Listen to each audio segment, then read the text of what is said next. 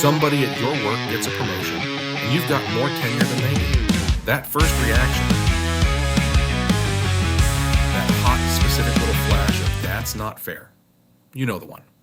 Or maybe it's your kid standing in the kitchen with their arms crossed, informing you that their sibling got to stay up later, got a bigger slice, got more of your attention this week, and it's not fair. Here's an uncomfortable question I want you to sit with for the next 15 minutes. What if it actually was fair? What if not fair and not equal aren't the same complaint at all? And mixing them up is exactly what's been eating at you. I'm Coach Eric, this is Sane Enough, and I spent about 2 decades having some version of this argument with parents on the sideline. So I've had a lot of reps at this one. And I want to hand you the exact distinction that used to diffuse those conversations. Because it applies just as hard to your job, your family, and your friend group as it ever did to a lineup card. Here it is. Equal means the same thing for everyone, no matter what. Fair means matched to readiness, need, or circumstance, which, by definition, is not going to look the same for everyone.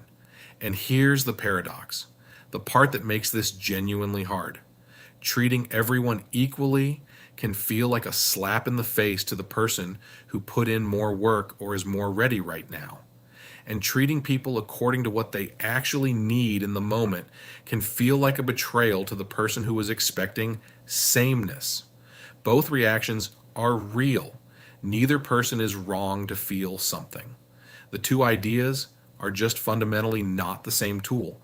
And most of the tension in your life around this topic is coming from nobody ever saying out loud which one is actually in play. Let me give you 3 modes, because this is where it gets useful instead of just being a vocabulary lesson. Sometimes what a situation actually calls for is equal treatment. Think of it as inclusion first. Everybody gets the same shot, the same slice, the same attention, because belonging is the whole point right now, not results. Sometimes a situation calls for development first treatment.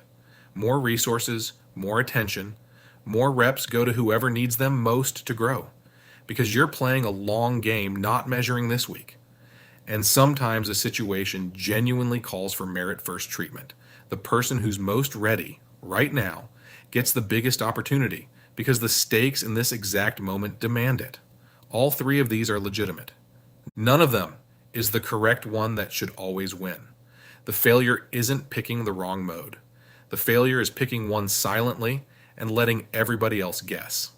This is often looked at as a sports problem, but it shows up in theater, band, choir, art shows, dance, at work, and even in volunteer work. I'll use sports here first, because I used to watch this play out constantly with a kid who'd come to me furious that a teammate was getting more reps at their shared position. And 9 times out of 10, my honest answer was some version of, right now, we're in a phase where minutes are going to whoever's most game ready because we've got a tournament this weekend. That's not about you. That's the mode we're in this week. The kid didn't always love hearing it, but they could accept it because it wasn't a mystery anymore. It wasn't, coach doesn't like me. It was, oh, we're in merit first mode right now, and next month when we're back to development reps, I'll get mine. Same unequal outcome. Completely different experience because the mode got named. So here's a quick way to actually check which mode a situation calls for before you assume you already know. Ask, is the goal right now belonging or growth or results?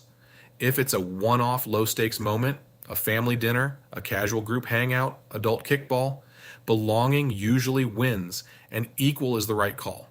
If someone's clearly behind and the point is helping them catch up, that's development, and match to need is the right call, even though it looks unequal.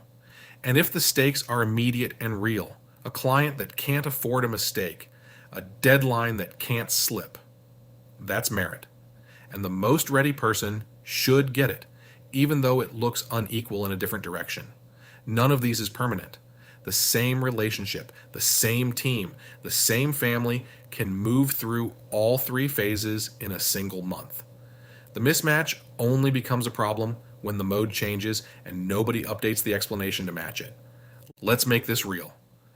Your kid who's struggling with something hard this month is getting more of your attention than your other kid. That's not favoritism. That's development first. Need match to the moment. But if you never say that part out loud, your other kid isn't experiencing development first parenting. They're experiencing, mom loves my sibling more, and they're going to carry that story around whether or not it's true, because you left them to write their own explanation for what they're seeing. Same thing at work. Your manager hands the shaky, high-stakes client to the most experienced person on the team.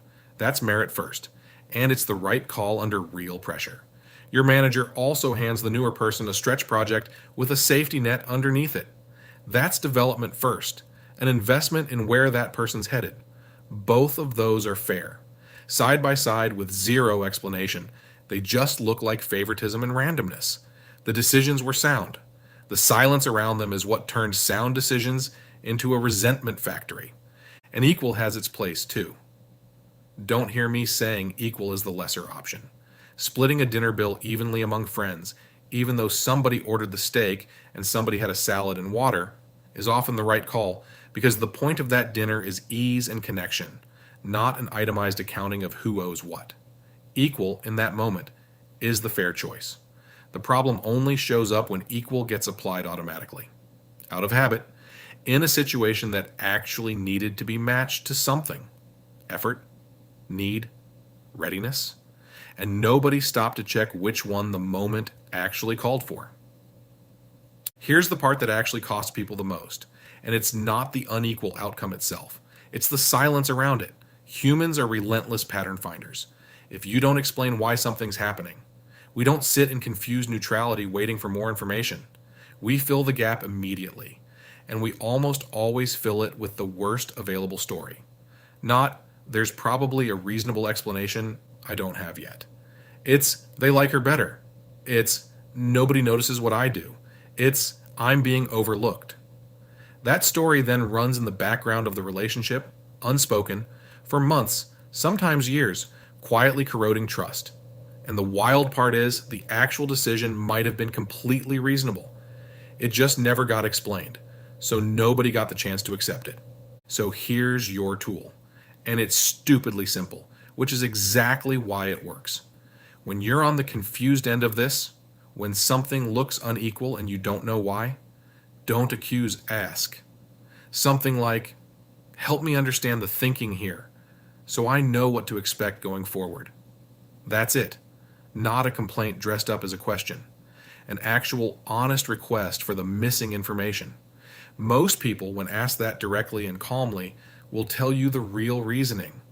And half the time, once you hear it, the resentment just evaporates. Because it turns out you were both playing the same game, you just didn't know the rules the other person was using. And if you're on the other end, if you're the parent, the manager, the friend making the call, your job is to say the quiet part out loud before somebody's left to invent it themselves. I'm giving your brother more of my time this week because he's having a hard stretch. That doesn't change how much I love you.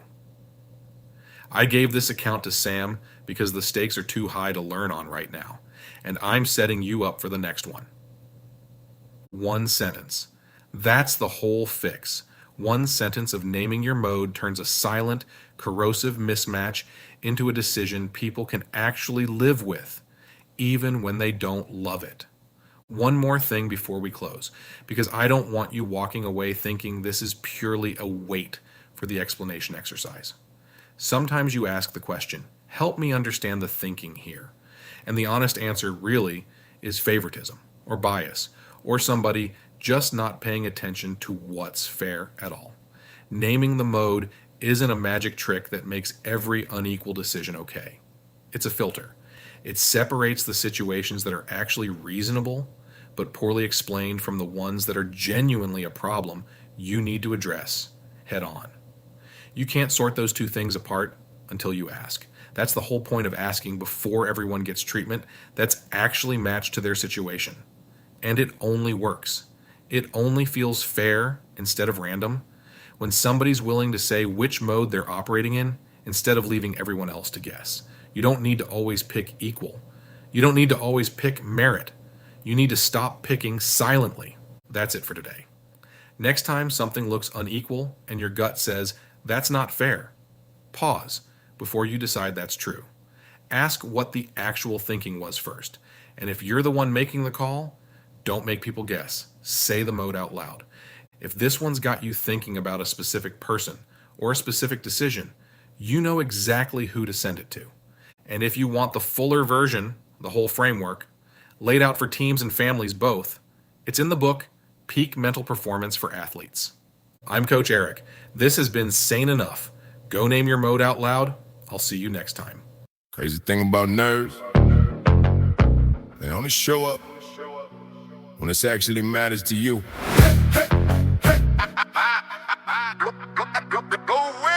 Clock on the wall, move slow, not stuck. Second hand sweet, but it feel like luck. My name get called in the next few beats, but right now it's just me and these empty seats. Hands feel warm, little buzz in my chest. Butterflies do laps, they don't let me rest. Breath feels shorter than it did all day, like the air thicker in this hallway. Palms get slick, my shirt hug tight, neckline tug like it shrank tonight. I can hear my own pulse in my ear so clear. Room sound fade, but that drum stay near. I ain't scared exactly, just wide inside, like the whole world waiting on this one small ride. Thin little line between thrill and fear. I'm standing right on it, which means I'm here. I don't run from the feeling when it comes that strong. I just hear it say, this one's big, hold on. If my hands shake, it just mean I care. Nerves mean I'm here, mean the moment's rare. Heart beat loud, but I won't disappear. I ain't broken by the feeling, I just bring it near. If my hands shake, it just mean I care. Nerves mean I'm here, mean the moment's rare. I don't gotta feel calm to be sincere. I just gotta show up and stay right here. Soon as that tight hit beat in my gut, first thing I wanna do is slam it shut. Tell myself chill, stop feeling like bitch. Try to bark my way out of the twist. Jaw clamp down, fist clench, teeth grind, shoulders climb up, whole frame in the bind. I get mad at my own skin for feeling this heat. Like what? You scared now? Get up on your feet. Try to bully the nerves, curse them out of my head. Turn the jitter to rage, seeing red instead. But the more that I fight it, the worse it feels. Tension stack high till I can't move real. So I take one breath, let my hands drop low. Let that anger cool from a boil to a glow. Realize this buzz is the same old spark. The show is right up before I do something sharp. The adrenaline they feel to me is fueling the line. If I ride it on beat, it be sharp on my mind. I stop swinging at the feeling like it's doing me wrong. Start treating like the drum that's pushing my song. And my hands shake, it just mean I care. Nerves mean I'm here, mean the moment's rare. Heart beat loud, but I won't disappear. I ain't broken by the feeling, I just bring it near. In my hands shake, it just mean I care. Nerves mean I'm here, mean the moment's rare. I don't gotta feel calm to be sincere. I just gotta show up and stay right here. I used to think calm was the only right way. Like much has felt wild, I should stay away. But every time I check when I'm mad at most, I had that same little tremor on my ghost. Now when the flood come knocking on my door, I say you again, I've been here before. I know it's the tremble, but I don't call it weak. Just a little extra color in the way that I speak. Let my shoulders drop, let my jaw unbind. Let the nerves sit soft in the back of my mind. They can ride in the car, they don't get the wheel. They can drum on the dash while I handle the real. I don't wait to feel perfect before I go. I just walk with the shake and let my actions show. If my voice crack once on my breath come fast, I just poofed at the moment ain't small, it's vast. I'd rather feel too much than feel nothing at all. Cause the numb ones never answer when they hear that call. If the flutter in my ribs mean the stakes are clear, then I'll take that flutter every single year. In my hands shake, Let it move, not a rule. in my hands shake, Let it move, let it move, let it move. hands shake. Nerves